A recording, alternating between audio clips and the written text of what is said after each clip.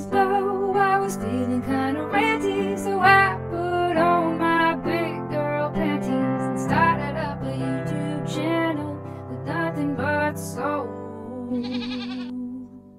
Hey everyone, so not too long ago I made a video about trans kids and the choice to use either surgical or pharmacological interventions for the treatment of gender dysphoria and to transition a child when they are still rather young. In this video I outlined one particular drug that I have experience with because it is both a puberty blocker as well as a drug that is used to treat other medical conditions including prostate cancer in men and endometriosis and other gynecological conditions in women, which was the case for me.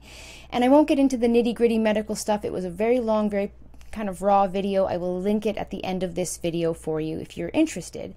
But suffice it to say, I was very concerned, gravely concerned about the state of young children when it comes to going through these very invasive and very intense medical treatments. Because make no mistake, Lupron, which is a GnRH agonist, is the class of drugs, as well as testosterone and other hormones are no joke. They come with a plethora of potential side effects and a lot of potential long-term and often irreversible physical and psychological effects. There's a lot of lawsuits going on when it comes to a drug like Lupron, even for people that did not start taking it at a young age with a developing mind, developing bones, etc.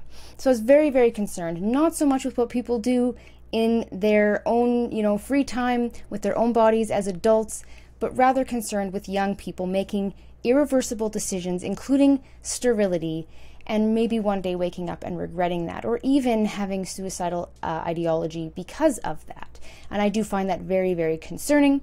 At the time, it had really come to light for me because someone, not within my inner circle, but someone that I was kind of working with to a music project. It's a small project, so it's sort of a friend of an acquaintance, and I found out that this young person, 14 years old, was transitioning female to male and going through testosterone, and I was just really bothered because I could see this, incredible potential in this beautiful young girl that just does not feel okay in her own body and is going to make this massive decision at such a young age, 14 years old, to do something irreversible. And I myself cannot have children due to having many surgeries from my own conditions.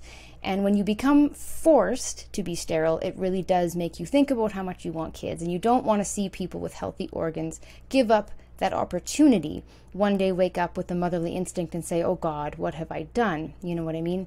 So I had made that video. Like I said, it's a little bit long, a little bit raw, but please do watch it if you are interested. For the sake of brevity, I just wanted to give you a bit of context because what I'm actually doing today is introducing you to a video that I'm going to link in the description below.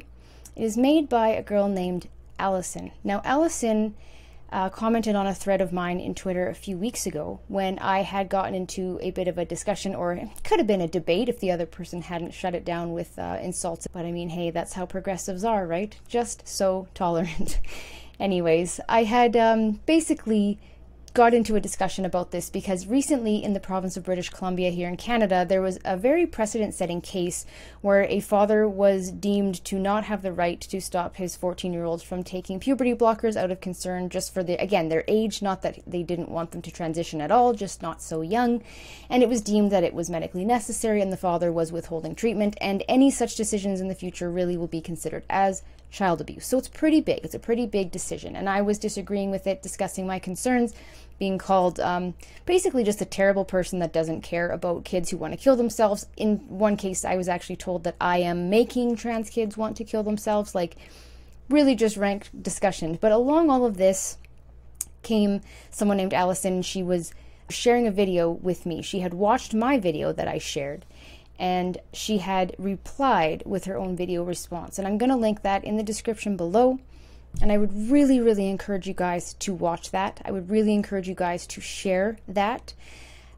This is the part of the story that I can't touch, that I can't give you. I can't tell you what it feels like to not be sure that I'm in the right body. I don't know what that feels like. And yet many people do have this experience. And I'm not trying to minimize that. I really am live and let live. I really don't care what people do in the bedroom, with their genitals, etc. But I do care about children, and I do care about people making decisions when they're maybe not in the greatest mental state that can affect the rest of their lives.